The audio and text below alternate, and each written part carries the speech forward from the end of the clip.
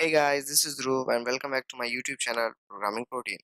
So today we are going to talk about translators. So the question is, what are translators? Translators are anything which can convert one language into another.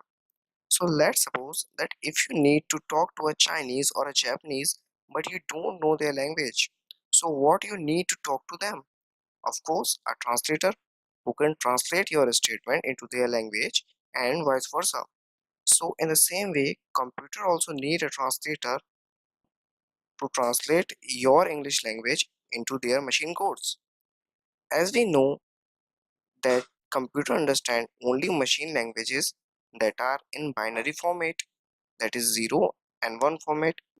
I explained all these concepts in the previous video. So if you not watched that video, so please watch it and after that watch this one.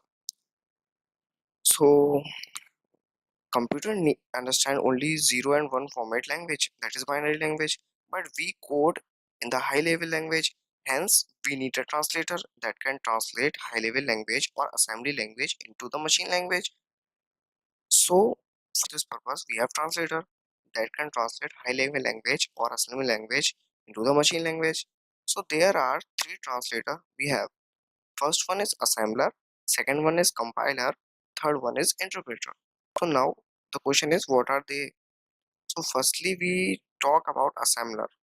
So assembler is a program that translates assembly language into the machine language, and that is more than sufficient for the assembler, because nowadays we don't use assembly language more. So let's move on to the compiler and interpreter, because these are the very important translator which we use in our day-to-day life. So basically both convert high level language into the machine language, but the difference between them is that the compiler convert entire program or entire code into the single pass. That means the command you gave to the computer to perform, compiler convert the whole statement into the single pass. So when compiler converts the entire code, entire programming, entire high level language code into the machine code, then in this process an intermediate code is generated which is saved in the memory. So when the compiler converts a single statement into the machine code, it saves into the memory.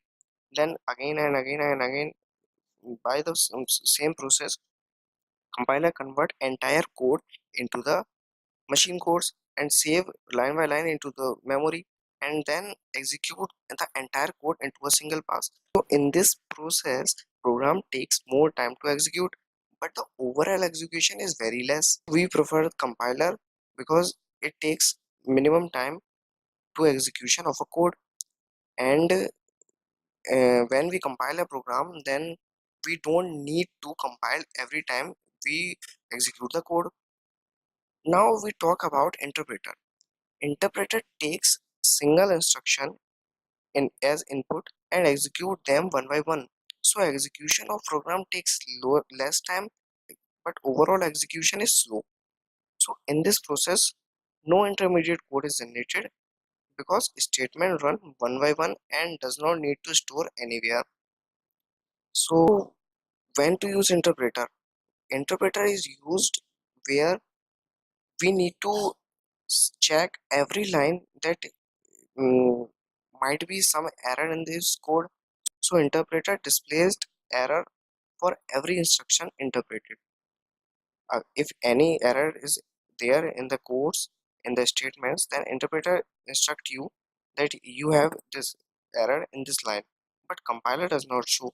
So it is very difficult to find errors in the compiler based languages. Now there some example of compiler based languages are C, C++, Java, etc. Operator based language are Java, Python, Basics, etc. So look that Java is both compiler and interpreter based language. So that's it for this video. If you found this content useful, then hit that like button. If you have any query, then comment in the comment box below and subscribe to my channel Programming Protein for more. Thank you.